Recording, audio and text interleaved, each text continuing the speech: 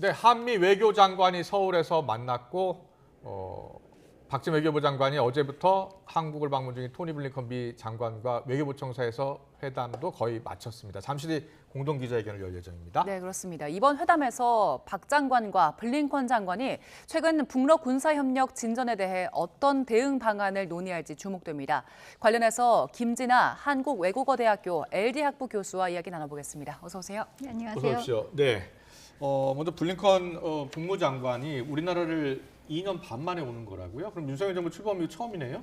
네, 맞습니다. 예. 2021년 3월이 2+2 회의 때 왔었었고요. 예. 그 이후로는 주로 해외에서 만났었죠. 그렇군요. 예, 그렇다고 예. 해서 뭐 안 만나는 거냐 그건 아니고요. 한미 외교장관만 해도 한 4번 정도 있었고, 예. 그리고 한미일 3국이 같이 만났던 거는 5번 정도 있었으니까 그랬군요. 상당히 오랫동안 많이 예. 만났다. 대신에 한국에 직접 방문한 것은 오래간만이다. 이렇게 생각하시면 될 것 같습니다. 그렇군요. 지금 예. 화면 나오고 있는데요. 예. 자, 그러면 한국을 방문한 가장 큰 이유가 어디에 있는 겁니까? 아무래도 그 인도 태평양이 여전히 중요하다라는 메시지를 내보내기 위해서 또 인도도 같이 가거든요. 그래서 일본에서 인도로 가는 이 로지스틱스를 생각할 때 동선이 한국을 안 거치면 안 되죠. 왜냐하면 요즘 한국, 일본, 미국이 계속 엮이고 있는 상황인데 협력이 삼국협력이 중요하다라는데 한국을 빼놓고 만약에 인도로 간다 이렇게 하면은 좀 이제 여러 가지 잡음이 많이 날 수가 있고요. 그리고 아무래도 예, 계속 말씀해 주세요. 네, 아무래도 그 요즘에 중동 사태 때문에 상당히 그쪽에 관심이 쏠려 있는 그런 상황에서 그러면 인도태평양은 중요하지 않느냐, 과연 인도태평양을 제대로 관리할 수가 있느냐라는 그런 질문들이 상당히 많이 제기됐어요. 그렇기 때문에 좀 책임감 있게 이 지역을 지도력을 내가 계속 발휘하고 있다라는 부분들을 다시 한번 확인해 줄 수 있는 그런 이벤트가 분명히 필요한 것이고요. 네. 그렇기 때문에 뭐 일각에서 제기될 수 있는 여러 가지 오인이나 오해 같은 그런 것들을 좀 방지를 하는 것이 영내의 안정적인 평화를 유지하는 데 좋다라는 부분들을 계속 강조를 했었던 것이고요. 네, 예. 지금 뭐 화면 나오고 있는데 블링컨 장관이 어젯밤 오산 공군기지 도착한 화면입니다. 예, 그렇습니다. 지금은 이제 회담을 이어가고 있고요. 잠시 뒤에 기자회견을 이제 저희가 생중계를 해드릴 텐데 올해 사실 이제 바이든 대통령과 윤석열 대통령 여러 번 만났잖아요. 그동안 한미 간에 어떤 외교적 성과가 있었습니까? 네, 많죠. 아무래도 워싱턴 선언이 있었고요. 그리고 3자 회담이 캠프 데이비드 회담이 있었잖아요. 네, 그 네. 이후로 여러 가지 모멘텀을 계속 유지시키는데 노력을 해왔다고 볼 수가 있습니다. 네. 아무래도 가장 3가지가 중요하다라고 예. 볼 수가 있는데 확장 억제 얘기가 가장 많이 나왔었고요. 그다음에 예. 경제 안보 그리고 아. 기술 협력 요 3가지가 가장 중요한 아젠다로 계속 떠오르고 관리를 해왔다는 거고요. 예. 확장 억제 관련해서는 NCG가 이제 7월에 첫 회의를 했습니다. 그리고 다음번 회의가 미국에서 이제 올해 말에 또 예. 있을 예정이고요. 그리고 관련해 가지고 여러 가지 공유, 이제 정보 공유를 어떻게 할 것인지, 그리고 유사시 핵과 관련한 여러 가지 소통 체계를 어떻게 구축을 할 것인지, 예. 그리고 뭐 훈련 같은 이런 것들을 쭉 얘기를 하면서 지금까지 여러 것들을 이제 논의를 했었던 적이 그렇군요. 있고요. 예. 그리고 아무래도 요즘 두드러지는 것이 사이버 협력입니다. 한미일 간에 또 이제 고위급 사이버 협력체를 정례화하겠다라는 부분을 약속을 했기 때문에 그 부분에 대해서 노력이 많이 가해지고 있는데 최근에도 지난 6일과 7일에 한미 간에 또 사이버 워킹 그룹이 있었습니다. 그래서 이제 북한의 여러 이제 WMD과 관련한 자금을 사실은 사이버 활동을 통해서 많이 가져오고 있기 때문에 네. 이 부분에서 어떻게 대응을 할 것인지 이 부분을 굉장히 중점적으로 얘기를 했었고 또 하나 기술 협력과 관련해서는 뭐 여러 가지가 있죠. 바이오, 뭐 배터리, 뭐 에너지 기술, 반도체, 디지털, 양자, 퀀텀까지 굉장히 많은 분야들을 망라를 하고 있는데 요즘 이제 이 산업부를 중심으로 해서 여러 가지 이제 세부 절차들을 계획하고 있고 내년 정도면 아직 거대 프로젝트를 이제 계속 이제 발전시키는 그런 상황이 있습니다. 그래서 지금 총 한미 간에 23건 정도 MOU가 지금 진행 중에 있고요. 네. 여러 가지 그런 노력들이 진행되고 있기 때문에 상당히 많은 가시적인 진전이 있다라고 평가를 할 수가 있을 것 그렇군요. 같습니다. 예, 세계적으로 보면 지금 우크라이나 러시아 간 지금 전쟁이 지금 1년 벌써 10개월 지금 진행이 되고 있는 거고요. 거기다가 이스라엘 하마스 분쟁도 지금 한 달 넘게 지금 진행이 되고 있는 데다가 북한과 러시아 간의 밀착 행보, 군사 협력도 강화되고 있잖아요. 그래서 여기에 관련한 어떤 공동 대응 방안도 논의가 될 것 같거든요. 어떻게 보세요? 일단 지역 문제 관련해서는 지금 가장 뜨거운 쟁점이 되고 있는 게 가자 지구의 인도주의적인 지원입니다. 인도적 지원. 네, 아무래도 중동 방문에 이어서 일본을 갔다가 다시 한국으로 오는 과정이잖아요. 일본에서는 일본에서는 중동에 대해서 어떠한 인도주의적인 지원을 해줄 것인가가 최우선 과제로 논의가 됐습니다. 그래서 지금 총 한국 돈으로 980억 원 정도를 이제 지원을 해주겠다라고 선언을 했기 때문에 미국에서 상당한 이제 감사의 그런 메시지가 나왔었고요. 그리고 그 다음으로 중요하게 논의됐었던 것이 아무래도 우크라이나 지원입니다. 아무래도 이제 가자 지구에 많은 노력들이 투입이 되다 보니까 우크라이나 지원에 대한 여러 가지 지지도가 미국 국내적으로는 상당히 줄어든 그런 상황이에요. 그렇기 때문에 다른 동맹국들의 힘을 좀 빌려야 하는 그런 상황이기 때문에 이런 부분들이 논의될 수밖에 없고 한국과 관련해서는 아무래도 이제 북러 간에 여러 가지 진행되고 있는 군사적인 협력을 어떻게 대응할 것인가 이 부분이 논의될 수밖에 없을 것 같습니다. 네, 지금 뭐 한미 외교장관 회담 기자회견이 당초 이제 3시에 있을 예정인데요. 좀 회담이 좀 길어지는 것 같네요. 회담이 끝나면 바로 두 장관이 나와서 브리핑을 할 예정이고요. 저희가 동시 통역으로 전해드릴 예정입니다. 가자 지구에서 갈등이 격화된 이후에 그 하마스 땅굴이나 무기 관련해서 북한과 굉장히 긴밀하게 연결돼 있다 이런 이야기들 보도 많이 나왔잖아요. 이와 관련된 의제들은 어떻게 다뤄질까요? 글쎄요, 아까 북한 무기를 말씀을 하셨는데 미국의 공식적인 입장으로는 얼마 전에 싱 국방부 부대변인도 얘기를 했듯이 하마스와 북한 간의 관련성이 있다고는 확인해 줄 수가 없다라는 게 공식 입장입니다. 아직까지는 그 커넥션에 대해서는 코멘트를 할 수 없다. 대신에 계속 감시할 문제이다. 여기까지 일단 나가본 것이고요. 그렇군요. 합리적인 추정은 좀 가능하죠. 왜냐하면은 이란과 북한이 군사 협력이 굉장히 돈독하고 그러면은 이란 쪽으로 흘러 들어간 여러 가지 무기가 결국엔 이란이 지지를 하고 있는 헤즈볼라로 갔을 가능성이 있고 그런 헤즈볼라와 관계가 깊은 하마스까지 흘러 들어갔을 것이다라는 그런 부분에 직접적인 있어서 연계보다는 간접적인 그런 부분은 합리적인 추정을 할 수가 있는 것인데 지금 이스라엘 쪽에서는 아무래도 로켓포 같은 그런 것들이 이제 사진이 이제 드러나면서 직접적으로 무기 공격을 공급을 한 것이 아닌가라는 부분들을 이제 추정적으로 얘기를 하고 있는 그런 상황이기는 하죠. 그렇군요. 푸틴 대통령과 김정은 위원장이 만난 이후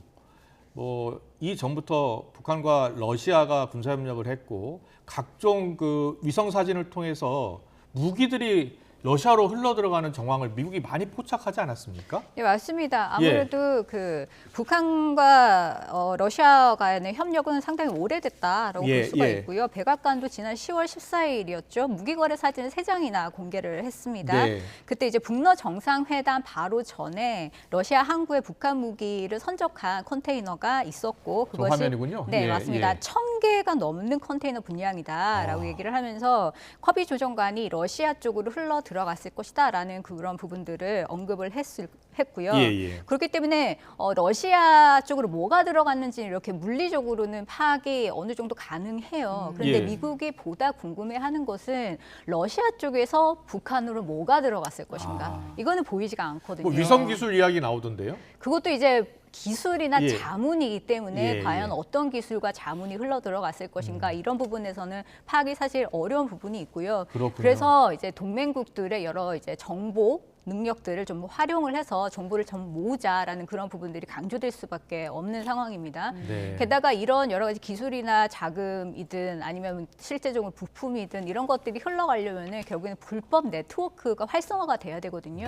그러면은 북한이 기존에 가지고 있는 불법 네트워크를 러시아가 활용을 해서 계속 우크라이나에 지원을 하는 우크라이나 전쟁에 지원을 받는 그런 방식으로 진행이 되지 않을까 이런 부분에 대해서 상당히 우려를 할 수밖에 없어요. 왜냐하면 미국의 입장에서는 우크라이나를 지금 상대하고 있는 러시아는 지금 죽어가는 병자 같은 그런 모습인데 수혈을 내주는 게 결국에는 북한이다라고 보는 것이거든요. 그렇기 때문에 얼마 전에도 북한 문제는 결국에는 글로벌 문제다라고 얘기를 하면서 굉장히 심각성을 높게 지금 판단하고 있는 상황이고요. 그래서 아마 이번에 이제 외교장관 회의에서도 북한과 러시아 군사협력 문제가 아마 중요한 아젠다로 얘기가 될 수밖에 없는 그런 상황입니다. 그래서 블링컨 장관도 뭐 북한 도발 행위나 러시아에 무기 제공하는 걸 두고 규탄 성명은 계속 내고 있는데 이 상황에서 우리 정부 그리고 미국 정부가 실질적으로 취할 수 있는 행동이 있습니까? 일단은 러시아가 북한에게 무엇을 제공을 할지는 직접적으로 언급하지는 않아요. 예. 굉장히 모호성을 가지고 있는데 모호성을 가지고 있다는 얘기는 한국이 앞으로 어떻게 하는지 지켜보겠다라는 그런 의미이기도 하고 예. 그리고 북러 간의 이런 밀착 행보 같은 경우에는 미국의 전략 자산이 한국에 들어오는 것을 포함을 해서 미국의 여러 가지 군사 협력이 강화되는 걸 견제하려는 그런 의도도 있거든요. 그렇기 때문에 심리적인 압박을 이제 좀 부여를 하려는 그런 의도라고 이제 판단이 되는데 그럼에도 불구하고 불법적인 문제는 법적으로 대응하는 게 맞습니다.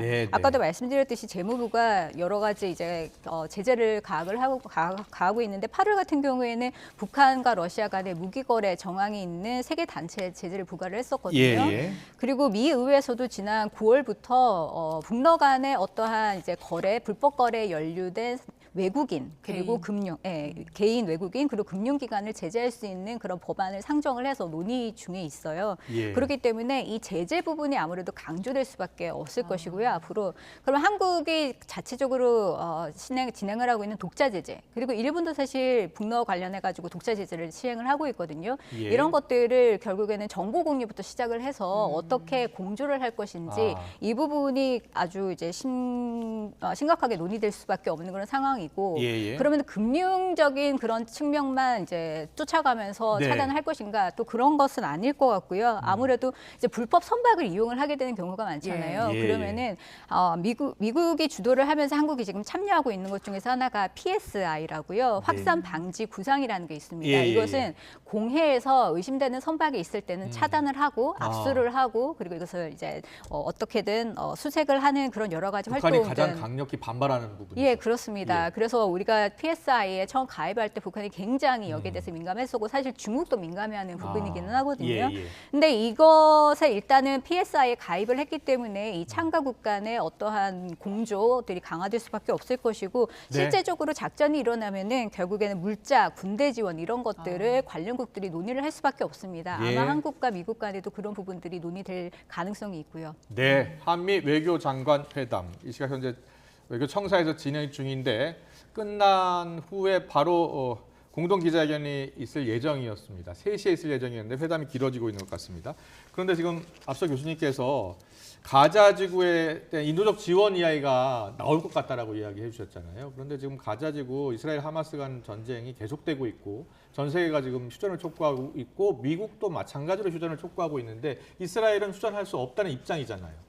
네, 그렇습니다. 아무래도 가자지구 문제는 미국의 문제라고도 할 수가 있거든요. 일단 미국인 한 30여 명이 이 하마스 공격 때문에 사망을 했어요. 자국민이 죽은 거고. 그리고 하원에서 이제 여러 가지 예산을 다루면서 아무래도 가자지구 관련한 예산들을 우선적으로 논의를 하면서 다른 지역에 들어갈 예산들, 특히 우크라이나 예산들이 상당히 삭감이 되면서 정치적인 위기를 사실 바이든 정부가 맞고 있다라고도 할 수가 있습니다. 국내적인 시위도 계속 거세지고 있고요. 근데 미국과 이스라엘 간에 약간 의견이 일치하는 분야가 있고요. 그리고 이견이 발생하는 그런 분야가 또 따로 있는 것 같습니다. 그래서 혼재되는 그런 상황인데 이스라엘은 테러리스트와 그리고 민간인을 구분해야 된다라는 게 미국의 입장이에요. 그렇기 때문에 인도주의적인 그런 지원 통로를 열자라는 차원에서 아까 말씀하셨던 그런 전술적인 차원에서의 중단. 이것을 휴전이라고 하지는 않고요. 퍼즈라고 해요. 그러니까 살짝 잠시 중단하는 것을 미국에서 이제 얘기를 하고 있는 거고 그렇게 이제 일단 중단을 하게 되면은 아직까지 빠져나오지 못한 제3 국민들이 이제 빠져나올 수 있다라는 인간의 생자가 가자지구에서만 10,000명을 넘었어요. 네, 맞습니다. 그래서 그런 부분들에 대해서는 어느 정도 이제 의견을 이제 교환을 하고 있는 상황이고 의견이 일치하는 부분도 있습니다. 하마스가 가자지구를 다시 통치하는 것은 절대로 허락할 수 없다라는 부분에 있어서는 미국과 이스라엘 입장이 같습니다. 그래서 휴전은 반대하는 거예요. 휴전을 아예 해버리면은 그 동안에 하마스가 다시 기력을 회복해서 다시 공격할 수 있다. 그것 이거는 이제 레드라인이다라고 생각하기 때문에 미국도 이 부분에 대해서 동의를 하는 것인데 마지막으로 좀 이견을 보이는 부분이 네. 뭐냐면은 이스라엘이 다시 가자 지구를 통치하겠다라는 부분이 있습니다. 그렇군요. 예. 이스라엘 같은 경우에는 뭐 팔레스타인 자치 정부가 있기는 하지만 네. 이 자치 정부가 무능하다라고 생각하기 때문에 대신에 이스라엘이 다시 관리를 해야 된다라고 생각을 하는 부분이 있고요. 예. 대신에 미국의 입장에서는 적어도 두 민족 그리고 두 정부를 인정을 해야 된다라는 입장이기 그렇습니다. 때문에 가자 지구하고도 서한 지구에 네, 또 그렇기 팔레스타인이 때문에 살고 있으니까. 네, 그래서 팔레스타인 자치 정부를 어쨌든 협상 대상자로 인정하고 같이 협력해야 된다라는 부분에 있어서 조금 의견이 갈리고 있습니다. 그렇군요. 네. 지금 현장 모습을 보니까 이제 속속 입장을 하고 있는 것 같습니다. 박진 장관 그리고 블링컨 장관이 도착을 했는데요. 네. 현장 연결해서 한번 들어볼까요? 네, 동시 통역으로 들어보겠습니다.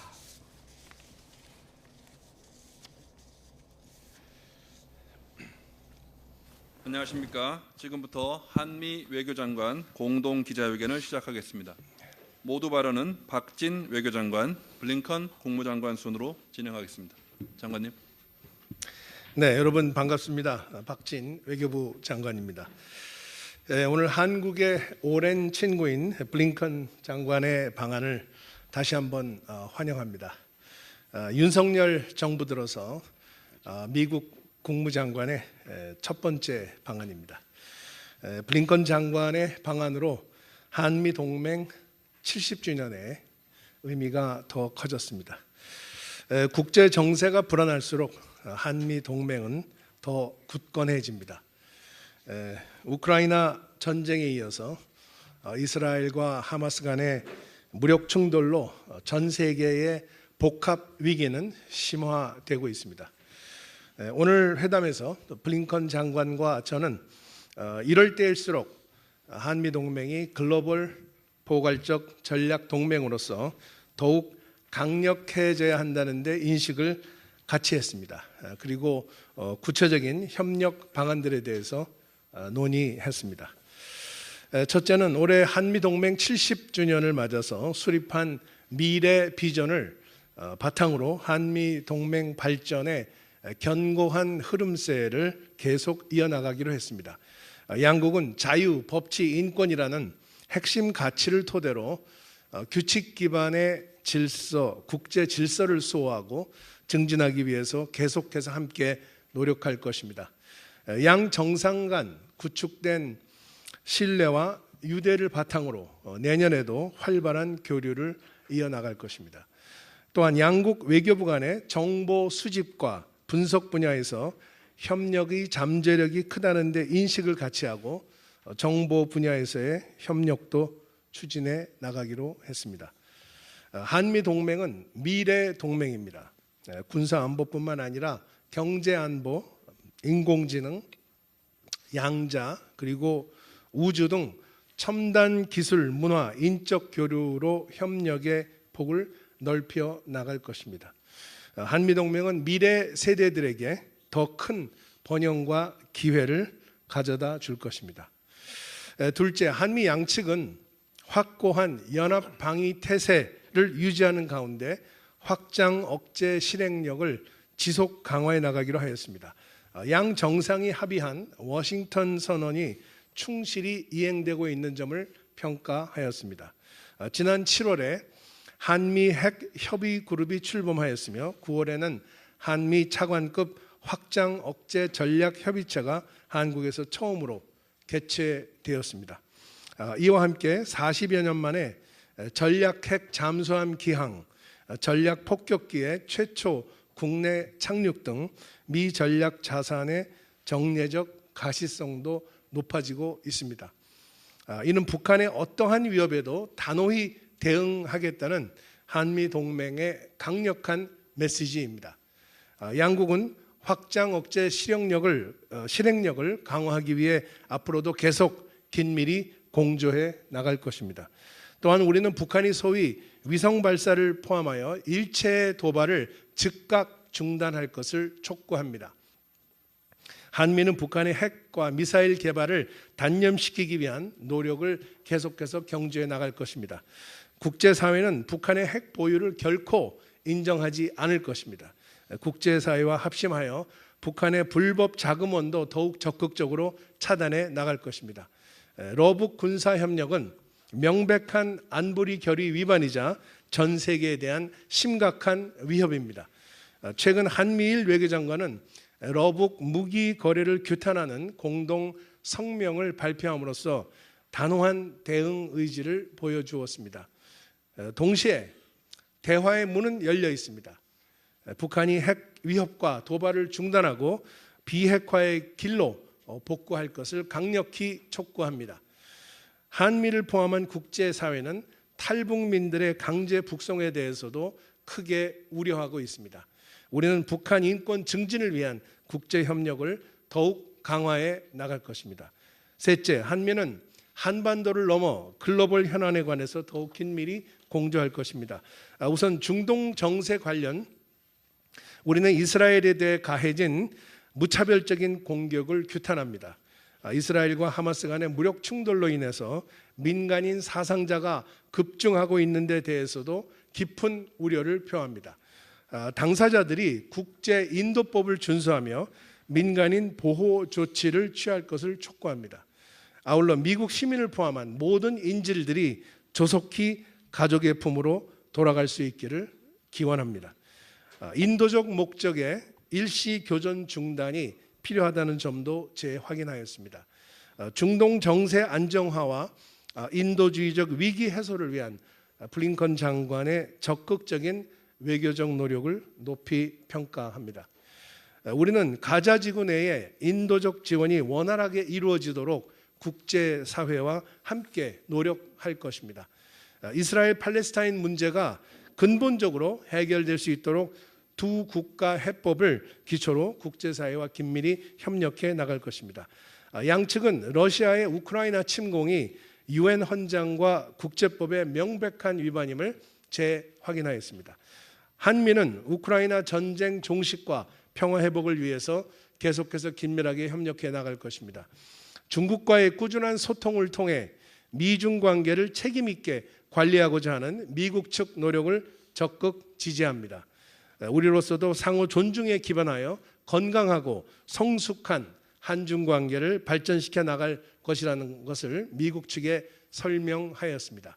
내년부터 우리나라가 유엔 안보리 비상임이사국을 수임하는 만큼 한미 양국은 안보리에서 긴밀히 협력해 나갈 것입니다. 저는 2030년 부산 세계 박람회 유치에 대한 미국의 지지도 재차 당부하였습니다. 넷째, 한미 양국은 경제적 번영을 위한 협력을 더욱 강화해 나갈 것입니다. 양측은 경제 안보, 첨단 기술 분야에서 상호 최적의 파트너라는 공통 인식하에 기업에 대한 지원을 더욱 강화하기로 했습니다. 최근 발표된 미국의 반도체 과학법 가드레일 최종 규정으로 우리 기업의 불확실성이 상당 부분 해소된 것을 높이 평가하였습니다. 서울에서 양국이 공동 주최한 한미 간 최초의 우주 포럼이 바로 그저께 성공적으로 개최되었습니다. 양국 간 우주 협력이 본격화되고 있는 것을 기쁘게 생각하며 앞으로 우주 분야의 협력을 더욱 확대하기 위해서 노력해 나갈 것입니다. 한미는 군사 분야에서의 인공지능 활용과 관련한 규범을 마련하기 위해 긴밀히 협력할 것입니다. 이를 위해 우리는 미국 정부가 추진 중인 인공지능 및 자율성이 책임 있는 군사적 활용에 관한 정치적 선언에 참여하기로 결정하였습니다. 내년에 우리가 주최할 예정인 책임 있는 인공지능의 군사적 이용에 관한 고위급 회의의 성공적 개최를 위해서도 긴밀히 공조할 것입니다. 또한 양측은 소형 원자로 SMR 그리고 선진 원자로와 같은 원자력 분야에서 협력 잠재력이 크다는 인식하에 원자력 분야 협력을 진전시켜 나가기로 함께 노력해 나가기로 하였습니다. 마지막으로 캠프 데이비드 정상회의를 토대로 한미일 협력을 계속 강화해 나가기로 하였습니다. 캠프 데이비드는 한미일 협력의 새로운 시대를 열었습니다. 핵심 가치와 이익을 공유하는 한미일 3국이 영내의 평화와 안정, 번영을 위해서 협력하는 것은 바람직한 일입니다. 새 정상 간 합의를 충실히 이행함으로써 삼국 국민이 체감할 수 있는 성과물들을 꾸준히 만들어낼 것입니다. 상호 편리한 시기에 삼국 외교장관이 다시 모여서 한미일 협력에 관해서 심도 있게 논의하고자 합니다. 오늘 회담을 통해 블링컨 장관과 저는 한미가 함께 할 때 강력하다는 점을 다시 한번 확인할 수 있었습니다. 지난 70년간 그래왔던 것처럼 앞으로 우리의 동행은 계속될 것입니다. 감사합니다. Foreign Minister Pak, my friend Jin, thank you. Thank you for the very, very good meetings today. 우린 박진 장관님께 감사를 드립니다. Almost every day on so many issues. 매일매일 우리가 협력하는 것에 대해서 감사를 드립니다. 다양한 이슈를 다루고 있습니다. 한국에 이렇게 돌아와서 특별히 한미 관계가 굉장히 역동성과 중요성에서 탁월한 때 돌아오게 돼서 기쁘게 생각합니다. 지난 70년 동안 우리의 관계는 주요한 안보 동맹에서 필수적인 글로벌 파트너십으로 발전해 왔습니다. 우리에게 중요한 모든 이슈에 있어서 우리는 밀접한 관계를 양국 간에 유지하고 있는데 이것은 우연이 아닙니다. 이것은 우리가 이러한 동맹 관계와 이 지역에 대한 분명한 헌신을 갖고 있음을 보여주는 것입니다. 현재 중동 위기가 진행되고 있는 상황에서도 미국은 바로 인태가 자유, 번영, 안전, 회복을 유지하는 우리의 이해, 가치, 비전을 신장할 수 있도록 현실적으로 그렇게 예의주시하며 노력을 기울이고 있습니다. 2주 전에 호주 알바니스 수상이 국빈 방문한 바 있고 또 중국 왕이 외교부장을 만난 바가 있으며 어제는 저는 일본을 방문했고 오늘 한국에 왔다가 내일은 인도를 가게 됩니다. 그곳에서도 파트너를 만나게 되고 다음 주에는 샌프란시스코에서 에이펙 정상회의를 개최하게 됩니다. 자, 그리고 오늘 하루 동안 이 서울에서 아주 성공적인 생산적인 회의를 조태용 안보부 장관님 그리고 저의 막한 친구이신 박진 장관님, 윤 대통령님과 회의를 가졌습니다. 윤 대통령님께서 저에게 환대를 베풀어 주신 것 그리고 아주 좋고 중요한 대화를 가질 수 있게 된 것에 대해서 감사를 드립니다. 박 장관님과 저는 우리 양국이 연합된 접근으로 북한의 도발 행동과 미사일 발사에 대해서 대처할 것에 대해서 말씀을 나눴습니다. 그리고 워싱턴 선에서 이루어진 양국 정상 간의 그런 협의 내용을 한미 확장 억제 전략 및 핵 협의 그룹을 통해서 계속해서 충실히 실행할 것에 대해서 말씀을 나눴습니다. 또 일본과 어떻게 협력을 진행할 것인지 바로 역사적인 캠프 데이비드 정상회의에서 합의된 내용을 어떻게 실현할 것인지 토의했습니다.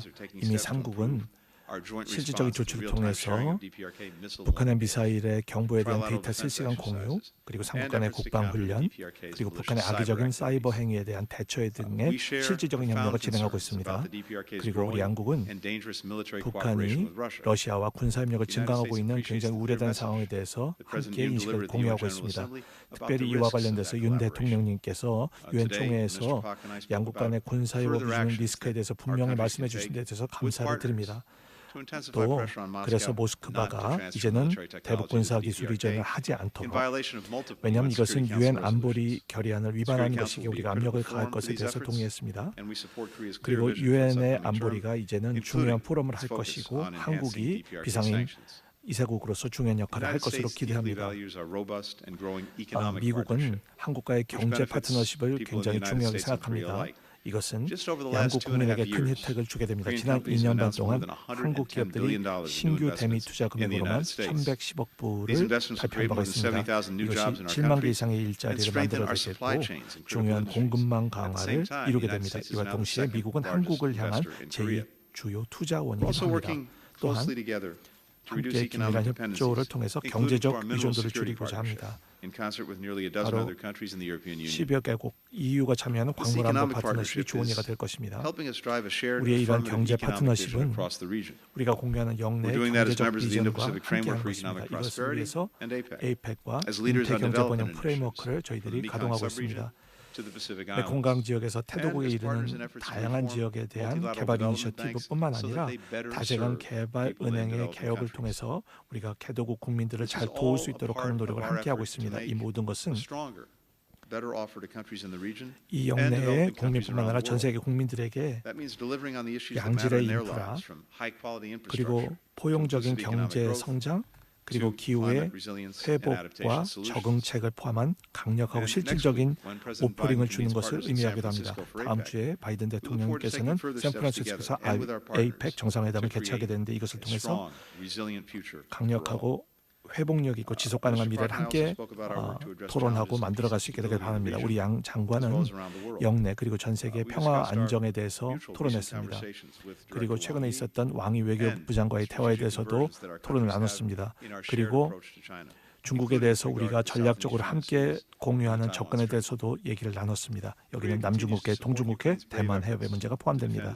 한국이 우크라이나가 자국의 영토와 국민과 민주주의를 보호하기 위해서 러시아의 침공에 대해서 용감하게 대처하는 것에 대해서 지원하는 것에 대해서 저희들이 평가했습니다. 푸틴 대통령은 전략적으로 실패했습니다. 왜냐하면 오히려 이러한 침공을 통해서 영내 파트너가 더 가까워졌고 여기에 한국, 일본, 호주, 뉴질랜드가 나토에 정규적으로 참여하는 그런 국가가 되었습니다. 윤 대통령께서 말씀하신 것처럼 진정 유럽과 인태 지역은 안보의 측면에서 분리할 수 없게 되었습니다. 중동의 사태와 관련돼서 한국이 리더십을 발휘해서 하마스의 테러 공격을 규탄하고 팔레스타인 민간인에 대해서 인도적인 지원을 신속하게 지급해 주신 데 대해서 감사를 드립니다. 최근에 있었던 영내 순방 결과에 대해서 말씀드렸고 어떻게 지속적으로 중동 지역에서 평화와 안정을 위한 조건을 만들 것인지에 대해서 토론했습니다. 우리 양국은 아주 과감한 비전을 통해서 파트너십을 차세대로 끌고 가고자 합니다.